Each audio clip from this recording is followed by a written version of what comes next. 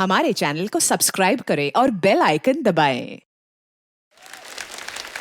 नैनीता ma'am, आप कई सालों से फिल्में बना रही हैं और ट्रेलर हमने देखा, कमाल का है, अलग तरह की फिल्म नजर आती है। तो अब कपिल को कास्ट करने का कारण क्या था? जैसे आप वेट कर रही थी कि इसकी शादी हो जाए, परेशान हो जाए या घर गृहस्थी में उलझ जाए, तो फिर इससे सीरियस रोल कराऊंगी। मैं अनफॉर्चुनेटली गिन्नी से मिल चुकी हूँ, इसलिए मैं वो नहीं तेरा कहूंगी। बच गया। मैं वो नहीं कहूंगी। इन दोनों की जोड़ी तो इतनी अच्छी है कि मैं बार बार यूं यूं करने का मन करता है मुझे। और अब मुझे ना एक भरोसा था मैम, जब तो नंदिता मैम के बारे में पता चला, क्योंकि इतनी कमाल की एक्टर है खुद। मैं तो इनको तब से जानता हूँ जब इनकी एज एन एक्टर में आपको देखा था। फायर, फिर 1947 द अर्थ, उसमें जब आमिर खान आपके साथ धोखा करता था, मेरे को बड़ा गुस्सा आया था। मैं दिल करता जाकर खींच दूं पजामा उसका, कि इतना मतलब इतनी कमाल की एक्टर थी। फिर मुझे पता चला कि दो लोग ऐसे हैं मेरे साथ कि आपको इतना प्रोटेक्ट करके चलेंगे, क्योंकि खुद बड़ी अच्छी एक्टर है तो आप चाह के भी ओवर एक्टिंग नहीं कर सकते, ये करने नहीं देंगी। और साथ में आपकी को एक्टर शहाना जैसी एक्टर हो, इतनी नेचुरल, मतलब पहले दिन से ये लड़की उस कैरेक्टर में थी। मतलब ये होटल से ही अपनी साड़ी में आती थी उसी कैरेक्टर में। वो तो आज जब मैंने देखा ना, उन लाला, मैं क्या है, ये वही है। पूरी फिल्म की शूटिंग के दौरान मैंने तो फ्लर्ट ही करना भूल गया। वो दबी कुचली सी औरत बेचारी, जिसके पति की नौकरी चली गई है, मसाज कर रही है, फुल वो यातनाएं सहती हुई औरत। और आज जब मैंने देखा ना जल लगा के वो मीडिया के आगे, एक सीन ऐसा भी रखना चाहिए था। ऐसी वैसी तैयार हो एक था, बताइएगा मत अभी। हाँ अभी बताइए। वो वाला विंक विंक, ट्रेन वाला। हाँ, बताएंगे नहीं और अभी। ये 2 घंटे बैठी ना पूरी फिल्म की स्टोरी सुना देगी। नहीं, मैं तो ऐसे सटली बोल रही थी, मैंने बार-बार ऐसे कर लिए। जिस सीक्वेंस की बात करी ना, एक बार हम लोग शूट कर रहे हैं, मैम कहते ट्रेन का सीक्वेंस है, मैं और शहाना बाइक पे बैठ के जाना है। अब फिल्म है तो आप जितने मर्जी रीटेक करो ना, लेकिन ट्रेन निकलेगी टोटल 7 बार। तो आपको उन्हीं में से बेस्ट देना है। अब उसमें से कटिंग भी लेनी है। हम बाइक चला रहे हैं तो हमारे आगे गाड़ी चल रही है, उसमें डीओपी बैठे हुए हैं हमारे रंजन दा। सडनली ना मेरे को पता नहीं क्यों शक हुआ, मैं कहा ये जो ड्राइवर है ना कुछ गड़बड़ करेगा, मेरे को उसे मुंह से लग रहा है। मैं कोई बात बोल रहा हूँ, दादा कोई भी स्पीड ब्रेकर आ जाए, आपने गाड़ी को ब्रेक नहीं लगानी है, क्योंकि मैं और शाना पीछे बाइक पे हैं। वो गुटखा खा नहीं। मेरे को पता नहीं क्यों लगे, वही हुआ। गाड़ी आई, पीछे स्टेशन पे एक बंदा रहता था ना जो बोलता था गाड़ी वहां से निकल चुकी है, अभी 5 मिनट में आएगी। तो हम लोग बाइक लेके तैयार, सीधी गाड़ी जा रही। मुझे सडनली लगा 1 सेकंड के लिए कि हम क्लोज आ रहे हैं। तो इससे पहले कि मैं कुछ सोच पाता, हमारे रंजन दा बेचारे डीओपी उलटबाजी खा के वो ड्राइवर के गियर के पास अटके हुए। उसने ब्रेक मार दी एकदम से। तो स्पीड ब्रेकर आया और मैं और शहाना एकदम तब इन्होंने बिल्कुल हीरो वाला मूव किया और ऐसे वो 1 सेकंड था, नहीं तो हीरो उसी समय आपको लिटा हुआ मिलता वहां। मेरी तो जान निकल गई थी। कई बार होती ना ऐसी मुश्किल होती। पर मैं एक बात बताऊं, 7 ट्रेन निकलनी है तो 7 ही शॉट है। उसमें से भी बीच में 2 मालगाड़ियां निकल गई। हमारे पास बचे 5, एक आई उसका रंग अलग, हमारे पास बचे 4। नैनीता मैम, आपने इनको बनाया डिलीवरी बॉय फिल्म में, तो क्या सोच के बनाया था कि जिस बंदे ने लॉकडाउन में घर बैठ के 2 डिलीवरियां कर दी,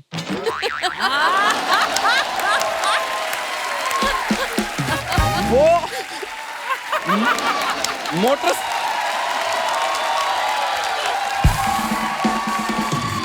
एक बात बताओ, ये ताली मेरी बात पे हो रही है या उसके काम पे हो रही है? उनके काम पे।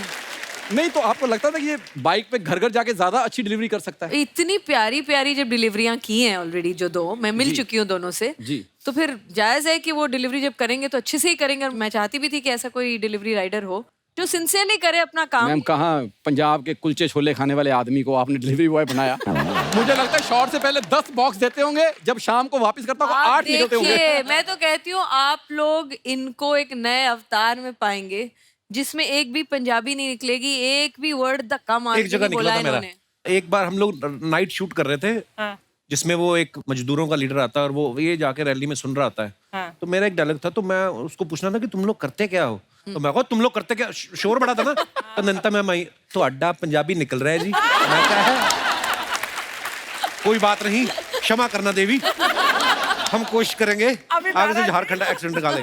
और कहीं भी गलत होता था, सिर्फ ऐसा नहीं कि मैंने बोला, ये खुद भी हाँ, ये कई खुद बार हमेशा बोलते बोलते थे थे। कि ये वाला मेरा ऐसा तक्का मार के हो गया था। मैंने कहा, हाँ जी, थोड़ा सा तो हो ही गया था। नहीं, पर है जिद्दी इस मामले में। मुझे याद है हमने एक बार प्ले किया था कॉलेज में, तो वो राजस्थानी था, तो इसने राजस्थानी भी उसमें, मतलब 20 साल पुरानी बात कर रहा हूँ। प्रैक्टिस करो तो सब हो जाती है चीजें। और जो अच्छा एक्टर हो वो समझता है उसकी अहमियत भी ना। ये बात सही बात है। तुमको मुझे क्यों बताता है हर बार? ठाकुर जी, आप प्रैक्टिस करोगे तो आप भी फिर शायद ये होस्ट कर सके बार बार, है ना? आप प्लीज ये बात इसके कान में डालिए, मुझे 10 एपिसोड दे करने को होस्ट। तो इनको 10 फिल्में करनी पड़ेगी ना उसके लिए, यहाँ बैठने के लिए 10 फिल्में भी तो करनी पड़ेंगी। हम तो चाहते 10 की 20 करे ये। बिल्कुल। कपिल, तू एक्टर तो अच्छा है ही, वो तो दिख रहा है, ट्रेलर में भी दिख रहा है। मैं तो बहुत सालों से तेरे को देख रही हूँ, लेकिन ये बता सच सच कि तेरा इस फिल्म में कैरेक्टर में घुसने की मतलब बात थोड़ी मुश्किल थी, या तो जब तू बुसान फिल्म फेस्टिवल में गया था वहां पर अंग्रेजी बोलना ज्यादा मुश्किल हुआ था? मैंने बहुत अंग्रेजी बोली, मैं कसम से मैं कह रहा हूँ, मैंने सारी बोल दी। मुझे ये था कि टोरंटो गए पहले फेस्टिवल, मैंने पहली बार फिल्म वहां पे देखी। मुझे था कि मैं तो बोल के निकल जाऊं, तुम लोग समझते रहो। ये तुम्हारी टेंशन है ना कि मैंने क्या बोला। लेकिन एक जगह तो ऐसा, हम लोग बुसान में, साउथ कोरिया में, वो जो लड़की, मैम यू रिमेम्बर, हाँ, आपने वीडियो भी लिया था। वो कोरियन में इंग्लिश बोल रही है। कोरियन में? नहीं, वही हम कपिल शर्मा। तो मैं ना, मेरी आंखें और खुल गई कि ये वाली इंग्लिश तो मैंने कभी सुनी। तो फिर ये मेरे साथ होती थी नंदा मैम, मैं धीरे से, मेरे को आए ना आए, मैं समझ लेता था। बीच में कुछ उन्होंने कपिल बोला तो इसका मेरे लिए, मैंने कहा all credit goes to Nandita, ताकि सवाल उधर शिफ्ट हो जाए। ठीक है ना, वो कोरियन वाली इंग्लिश बोल रहे थे, आप पंजाबी वाली इंग्लिश बोल रहे थे, तो वो तो पर अपने एक बोल चीज रहे थी थे मैम, ना। बुसान में मैं फर्स्ट टाइम गया था, थैंक्स टू यू, आपकी to वजह the से मैं film. गया हूँ।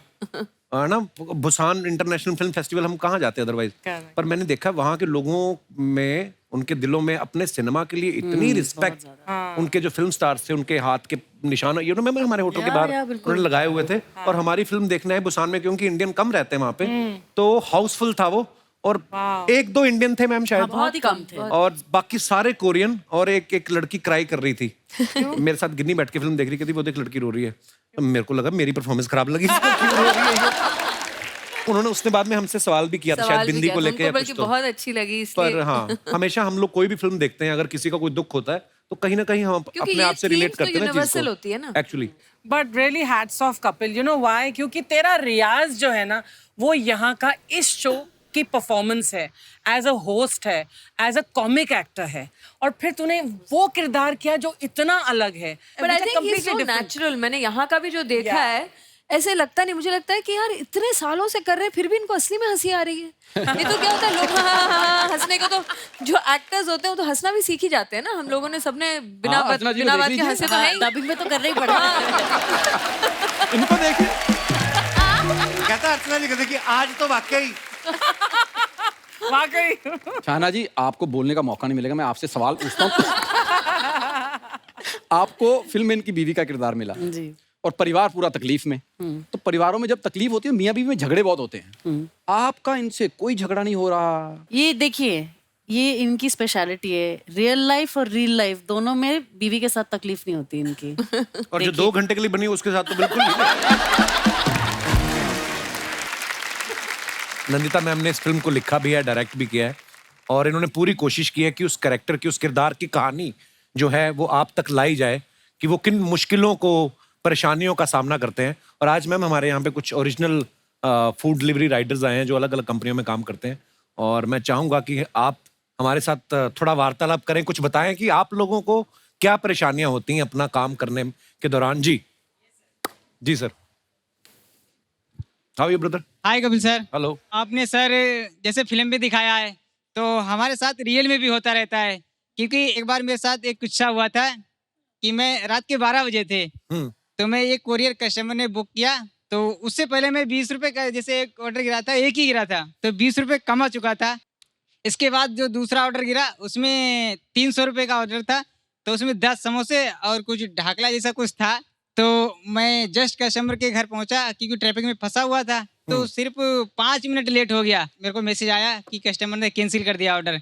तो बाहर जाके मैंने कस्टमर को फ़ोन किया कि प्लीज़ सर मेरा पार्सल ले लीजिए, क्योंकि आज सर मैंने 20 रुपए ही कमाया है और 300 रुपए का ऑर्डर ही हम कहाँ से भरेंगे। लेकिन सर वो कस्टमर जब उनके हस्बैंड और वाइफ में दोनों लोग थे घर पे, तो उनके हस्बैंड कहने लगे कि क्या है 300 रुपए दे दो, बेचारा 5 मिनट लेट ही सही लेकिन आया तो। लेकिन वाइफ नहीं मानी तो उन्होंने कैंसिल कर दिया है। इसके बाद में खुश हो गया, मैंने जाके रूम पे आराम से दबा के 10 समोसे खाए और क्या नाम है ब्रदर आपका? सर मेरा नाम राम है और मैं उत्तर प्रदेश पीलीभीत जिले से रहने वाला हूँ सर। राम है आपका नाम? Yes sir. अच्छा, पर आप बड़े मजेदार हैं यार। पर हाँ, एक्चुअली हमारी फिल्म में भी कुछ ऐसा ही है कि जब छोटी छोटी गलतियां भी अगर कुछ हो जाएं किसी मजबूरी में, तब भी कई बार लोग नहीं समझते हैं। पर बहुत बहुत अच्छा लगा राम आपसे मिलकर, शुक्रिया, Thank you, sir. धन्यवाद। और कोई हमारे दोस्त? Hi Kapil sir. Hello. Hi everyone. Sir मेरा नाम निखिल है और मैं छत्तीसगढ़ से हूँ, हेलो निखिल। रायपुर। बस सर थैंक यू बोलना चाहता हूँ मैं आपको और मैम को इस मूवी बनाने के लिए। इस मूवी के कारण सब डिलीवरी बॉय अपने जितने भी हैं उसको समझ में आएंगे, लोग भी समझेंगे और हमें पहचानेंगे, हमारे काम को अहमियत देंगे। Sir thank you so much. Thank you brother. Nandita ma'am, thank you so much. Thank you. आपने मुझे इस फिल्म का एक हिस्सा बनाया। और Shahana, thank you so much, आप जैसे एक्टर के साथ काम करके मेरी भी परफॉर्मेंस थोड़ी अच्छी हो गई। और जैसे जयदीप पहलावत हमारे शो पे आए तो वो बोल रहे थे, कहते यार जब मैंने ना वो पुलिस वाले का किरदार निभाया ना, जब छोटी छोटी डिटेलिंग में गए हम लोग, तब जाके पता चला कि यार ये कैरेक्टर में वो किन परिस्थितियों से गुजरते हैं। मैंने भी जब ये किरदार किया और शूट करके घर पे आ गया तो हमारे अर्जुन भैया हैं कुक हमारे, उनका बर्थडे था तो गिनी ने केक ऑर्डर किया, तो बाहर डिलीवरी बॉय आया तो हुआ क्या, केक पलट गया उसका, मतलब तो सारी क्रीम व्रीम जो भी लिखा हो तो वो बेचारा बोलता कि मैं वापस जाता हूँ, मैं 15 मिनट में वापस आपको केक लेके आता हूँ। तो गिन्नी आई बोलती ऐसे ऐसे बोल रहे हो, तो मैं भाग के गया बाहर, अभी वो लिफ्ट की वेट ही कर रहा था, मैंने रोका, मैंने कहा यार केक हमने काट के खाना है Doesn't ना, matter. आप जाओगे लेके आओगे। Yeah. शायद ये मैं चीज ना समझता पहले, लेकिन फिल्म करने के बाद लगा कि नहीं यार ये मतलब इन लोगों के ऊपर कितनी रिस्पॉन्सिबिलिटी होती है। एक तो प्रोडक्ट कहीं से लेके कहीं आपको देना, आपको वो डिलीवरी के पैसे मिलने हैं।